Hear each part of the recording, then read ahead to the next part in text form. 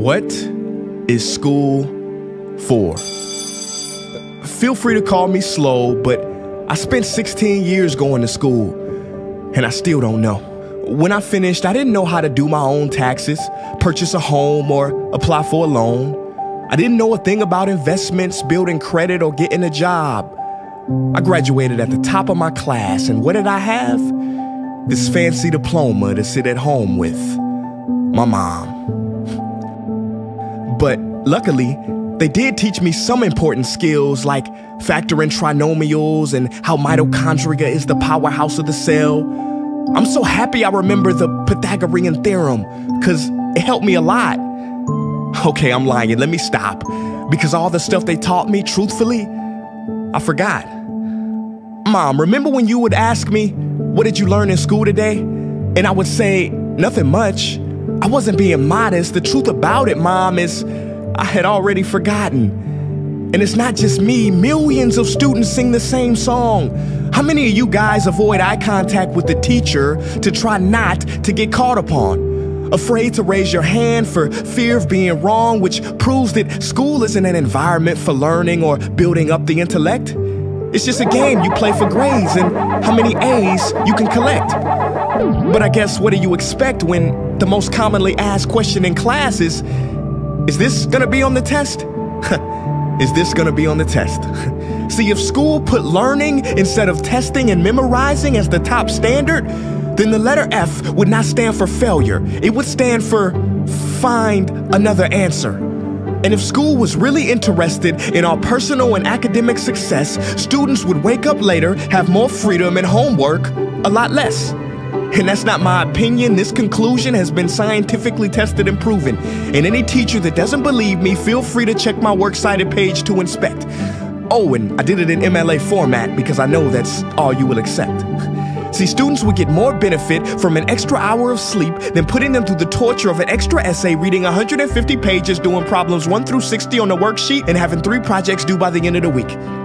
Not only is it pointless pain, but it's also dim-witted, because we get so much work, but they don't teach the time management skills to deal with it. See, in school, we are controlled by bells.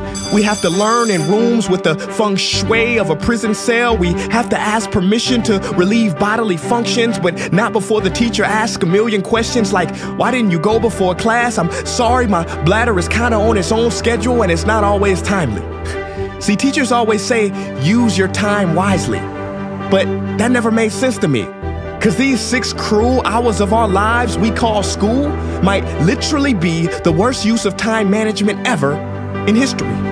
Think about it, the traditional teaching method is foolish. No, it's useless, multiplied by the square root of stupid.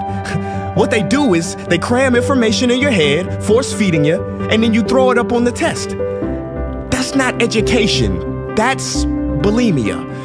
And the more bulimic you are, the better you will do on their assessments. So it's no wonder why so many students graduate mentally and emotionally anorexic. See, school teaches you how to memorize dots. True education should teach you how to connect them. True education teaches you how to catch a fish. School teaches you, yeah, you caught the fish, but you didn't show your work, so it doesn't count. Throw it back.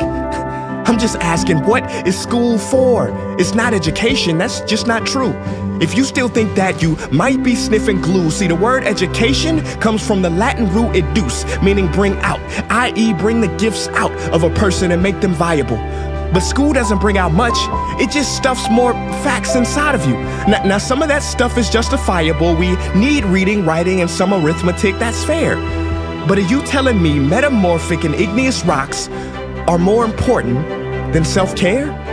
If suicide is the 3rd leading cause of death of ages 10 to 24, and Harvard studies suggest the biggest predictor for success is self-control and emotional health, then why the heck aren't we taught how to handle stress, bullies, or rejection? How about anxiety or depression? You know, skills we need for our entire lives. Bro, I don't even know how to cook. I'm honestly surprised I'm still alive.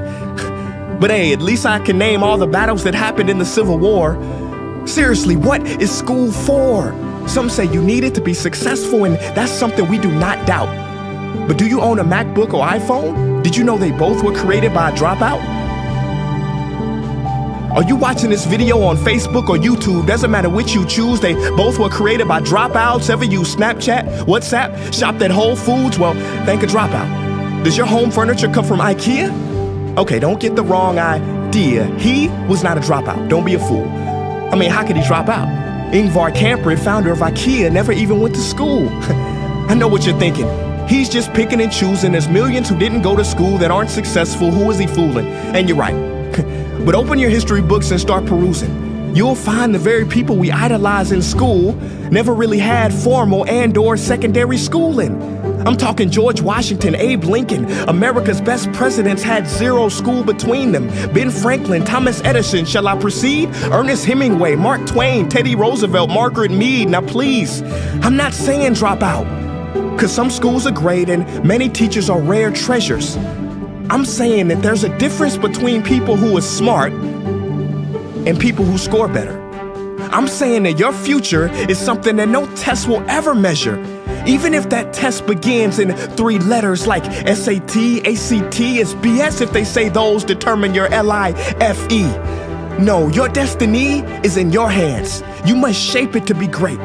So don't expect school to open doors, because it's more likely to slam them in your face. Sometimes I wonder about all the dreams lost in school and how much potential goes to waste. If it wasn't for music and YouTube, then I would have been just another lost case. Everybody watching this, please, close your eyes. Imagine a child sitting in the back of some teacher's class in some town. He never raises his hand, he fails most of his classes, but inside of him, there is a passion. And if nurtured and brought out, will lead him to discover the cure for cancer. But you see, I'm afraid that that child's gift will never come out. He will never win the Nobel Prize award because in class he was ignored and his worth was judged only by his scores.